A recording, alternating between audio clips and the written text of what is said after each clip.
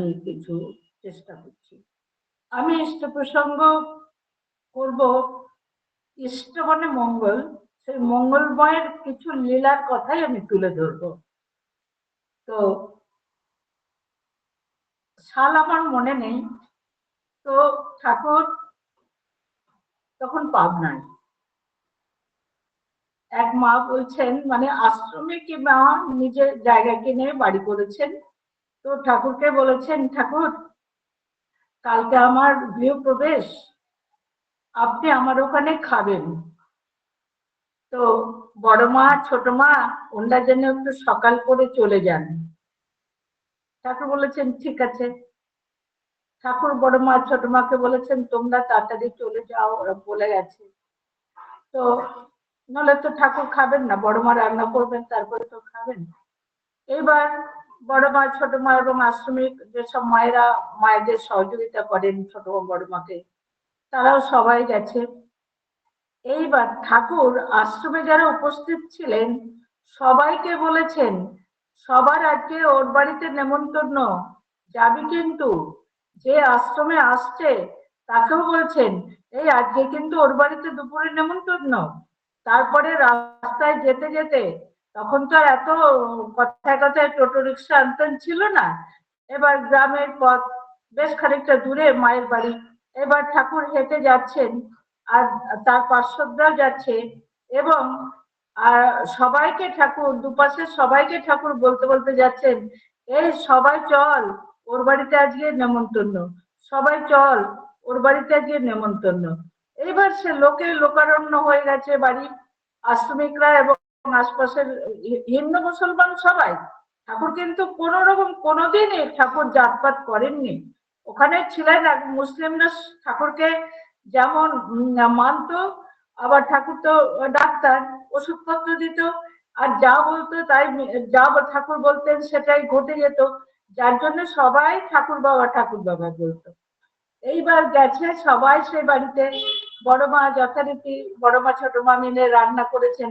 এবার অত লোক, এবার ঠাকুর যাওয়ার পরে তুমুল কীর্তন হয়েছে, তখন কীর্তনের যুগ তো, তুমুল কীর্তন হয়েছে। কীর্তনের পরে ঠাকুরের মাথায় তেল মাখানো হয়েছে, সবাইকে তেল, ঠাকুরও তেল মাখিয়ে দিয়েছেন। তারপরে কি হয়েছে না, ঠাকুরের মাথায় দই ঢালা হয়েছে। দই ঢেলে সে আমরা যেমন শিব ঠাকুরের মাথায় জল ঢালি, ডাবের জল ঢালি, দই ঢালি, ঘি মাখাই, যেমন করি, ঠাকুরকে ওরকম ভাবে সবাই মিলে দই মাখিয়েছে। দই মাখার পরে এরকম ভাবে সবাই মিলে ইয়ে পদ্মায় স্নান করতে গেছেন। সব কীর্তন করতে করতে পদ্মায় স্নান করতে গেছেন। ঠাকুর ওকে চান করে দিচ্ছেন, ঠাকুরকে কেউ গা ঢুলে দিচ্ছেন, পরস্পর পরস্পরের মতো, এটা ঠাকুরের লীলা তখনকার, দিয়ে চান করে তারপরে এসেছেন। এবার এত লোক, তত তো রান্না হয়নি, যে কি করলেন, বড় মা কি বললেন, সব খাবার ঠাকুরের ভোগেরটা তুলে রেখে, ঠাকুর খেতেন কিন্তু খুব কম, তো ঠাকুরের তুলে রেখে এবার বাকিটা সব একটা জায়গায় মাখা হলো, বড় গামলাতে মাখা হলো। মেখে এই সবার হাতে এক দলা পাকিয়ে পাকিয়ে যা কিছু রান্না হয়েছিল সব একসঙ্গে দিয়ে মাখিয়ে দলা পাকিয়ে সবার হাতে হাতে দেয়া হলো। এবং সেই দলাটা খেয়ে সবাই জল খেয়ে দিল, সবাই পরিতৃপ্ত এবং পেট ভরে গেল। তাহলে ঠাকুর যে এত মানুষ নিয়ে এলেন, কারণ কেউ কিন্তু অখুশি অভুক্ত রইল না। তো তারপরে হলো ওখানে দুপুরবেলা খেয়ে, তারপরে তো নাম কীর্তন করে অধিবেশন করে ফিরলেন সবাই মিলে আশ্রমে।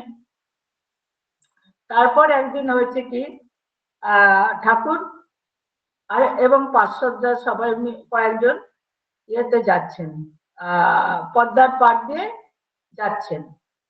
যেতে যেতে তো কিশোরীদা ঠাকুরের থেকে বড় ছিলেন, কিশোরমোহন বিশ্বাস সহপাঠী ছিলেন কিন্তু বয়সে বড় ছিলেন। তো ভাবছেন যে এই তো আমাদের সঙ্গে পড়ে অনুকূল, সবাই তো ভগবান ভগবান করে, সত্যি কি ভগবান? তো এই মাঘ মাসের রাত্রে যদি একটা ডুব দিতে পারে পদ্মায়, তাহলে জানবো ভগবান। তখন বলছে যে কিশোরীদা, মনে হচ্ছে আমি কিছু নোংরা পাড়িয়ে ফেললাম জানেন, আমি একটু একটা ডুব দিয়ে আসি পদ্মায়। পদ্মায় নেমে ঝুপঝুপ করে দুটো ডুব দিয়ে আবার উঠে আবার হাঁটছেন। তারপরে যেতে যেতে কিশোরীদা ভাবছেন যে হয়তো ঠাকুর কোনো নোংরা মারিয়ে দিয়েছিলেন, তাই চান করলেন। আর একবার যদি চান করতে পারেন তাহলে বুঝবো যে ঠাকুর ঠিক অন্তর্যামী ভগবান। তখন ঠাকুর যেই না ভাবা, ঠাকুর আবার নেমে গেলেন, নেমে গিয়ে ডুব দিয়ে এলেন। যে তখন ঠাকুর ডুব দিয়ে এসে বলছেন, আর কত পরীক্ষা করবেন আপনারা, আমাকে আর কত পরীক্ষা করবেন। তখন লজ্জিত হয়ে গেছেন কিছুটা, যে আমি মনে মনে ভাবলাম আর ঠাকুরকে এই শীতের রাতে চান করলেন, আমি ঠাকুরকে কত কষ্ট দিলাম, উনি তো অন্তর্যামী ভগবান। এরকম ভাবে ঠাকুর তো বলে দিলেন যে আর কতদিন কত পরীক্ষা করবেন। ঠাকুরকে বহু পরীক্ষার মধ্যে দিয়ে আজকে যে বিশ্ব ব্রহ্মাণ্ডের লোকেরা এমন জায়গা নেই যেখানে ঠাকুর পৌঁছাননি, আরো পৌঁছাবে, এই আচার্য পরম্পরা ঠাকুরের বা দেখে গেছেন। তো কত রকম ভাবে ঠাকুরকে পরীক্ষা দিতে দিয়ে দিয়ে আজকে সবার বিশ্বাস জন্মেছে সেই ছোট্টবেলা থেকে। তো তবু মানুষের এখন আমরা কত ঠাকুরের কুৎসা নিন্দা শুনতে পাই। মানুষ এখনো সেই বিশ্বাসের জায়গায় সব মানুষ পৌঁছায়নি। তো আর একটা কথা বলি, সেটা হচ্ছে দেওঘরে যখন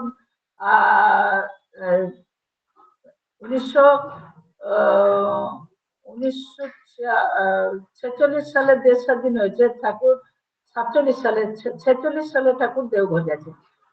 তো গ্রীষ্মকাল, তখন সৎসঙ্গের সংখ্যা এত ছিল না, কর্মীর সংখ্যাও এত ছিল না। আর বিহারে মাঠের পর মাঠ, এখন আমরা যে ঠাকুর বাড়ি দেখি এর কিছুই তখন ছিল না। আর লোক সংখ্যা ভীষণ ভাবে কম ছিল, আর ভীষণ ভাবে গরিব, খুব গরিব মানুষ ছিল। আর এখন তো জলের এত সুবিধা, আশ্রমে তো অঢেল জল, এরকম জলও ছিল না। আর তখন ট্রেনে জল বিক্রি হতো না। ঠাকুর বাড়িতে দেখবেন মনমোহনী ভাবে ওই কর্নারে একটা বড় ইদারা আছে, ওই ইদারাটাই তখন ঠাকুর বাড়ির ভরসা ছিল। মানে আর কোনো জলের ব্যবস্থা ছিল না।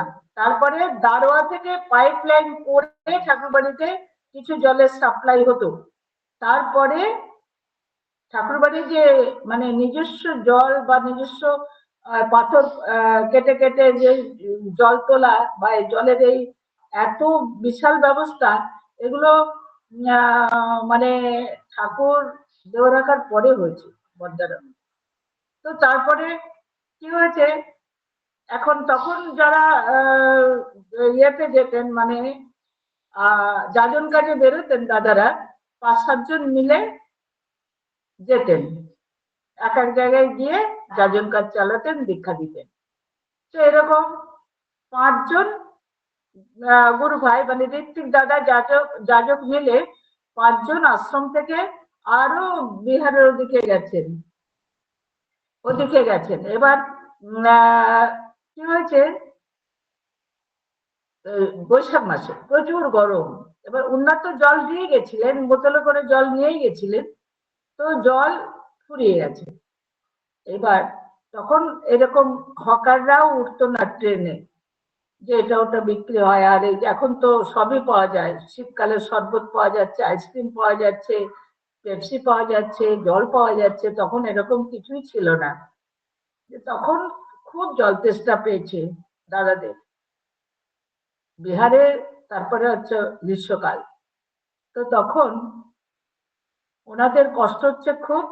তখন ঠাকুরকে ডাকছেন, নাম করতে করতে তো যাচ্ছেনই ওনারা। তারপরে বলছেন, ঠাকুর চেষ্টায় তো আর পারি না, ঠাকুর ঠাকুর যদি একটু জল পেতাম, আর কিছু চাই না।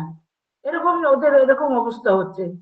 যে তখন গ্রীষ্মকালে যারা দেওঘর গেছেন জানেন কি অবস্থা। আর দেওঘর থেকে আরো উন্নাপোষ শুনে গেছেন। যে তারপরে একজন লুঙ্গি পরে ভদ্রলোক একাধি ডাব নিয়ে উঠেছেন, একাধি ডাব নিয়ে উঠেছেন। যখন একটা গেট দিয়ে উঠেছে তখন দাদারা দেখতে পেলেন যে একজন ডাব নিয়ে উঠেছে, তখন ওনারা একটু মনে শান্তি পেলেন।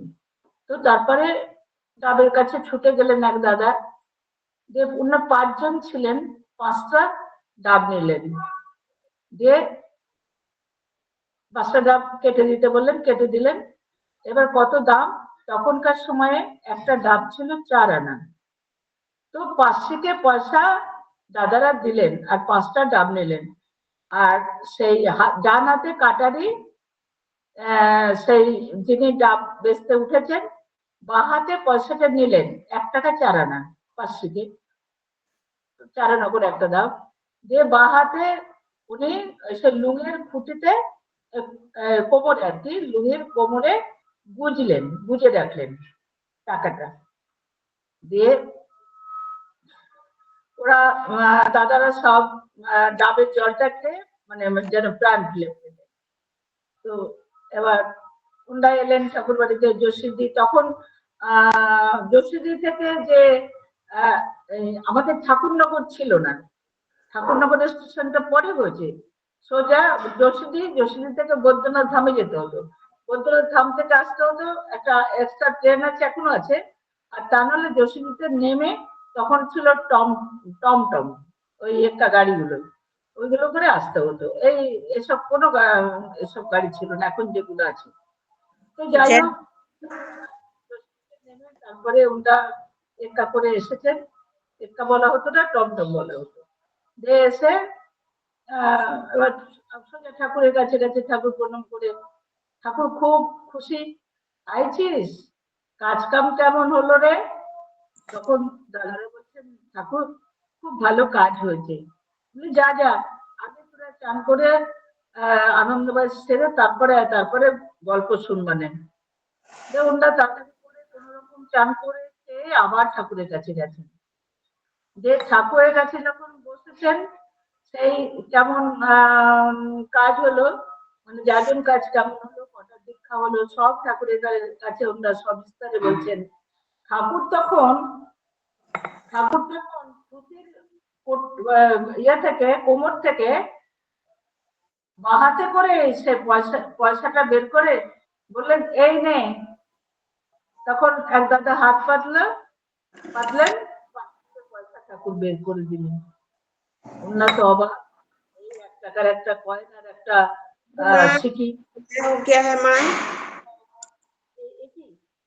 তখন আরো মানে ওনাদের বিশ্বাসটা পেকে গেল এবং বললেন, ঠাকুর ঠাকুর আপনি, ওরা সবাই অবাক হয়ে গেল, আপনার এত দয়া ঠাকুর, আমাদের ওই জলটা না হলে আমাদের তখন ভীষণ কষ্ট হচ্ছিল। তাহলে পরম পিতা এরকম, পরম পিতার যে কোনো রূপ তিনি ধরতে পারেন। আমরা যেমন শ্রীকৃষ্ণের বেলায় বলি যে কোনো রূপ তিনি ধরতে পারেন। আমরা যে ঠাকুরকে পেয়েছি, কিন্তু স্বয়ং তিনি তিনি তিনি সমস্ত জীব জগতের প্রেমিক পুরুষ। তিনি সবাইকে ভালোবাসেন। সবাই তার নাম করলে যে নাম করবে, সে যে কোনো জীবই হোক না কেন। আর মানুষ তো আমরা যে কথা বলি, অপরের ভাষা বুঝি, এরকম তো সমস্ত প্রাণী আছেন, তারা আবার পশু। পারুল মা, আপনার সময় हो गया है মা। সময় হয়ে গেছে? হ্যাঁ মা, সময় হয়ে গেছে। আচ্ছা, জয় গুরু মা। আমি আজকে এই অবধি রাখি, পরে আবার আলোচনা করা যাবে। জয় গুরু। হ্যাঁ মা, জয় গুরু।